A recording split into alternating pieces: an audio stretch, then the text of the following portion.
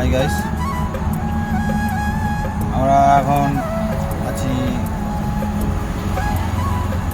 তোমার ডানকুনি। আমি দেখো আমার মেন ঘুমাচ্ছে, আমার হেল্পার এখন ঘুমাচ্ছে। দেখো চলো দেখাচ্ছি। কালকের আমাদের গাড়ি খালি হয়নি কালকে। হচ্ছে আমাদের গাড়ি, এটা আমাদের গাড়ি।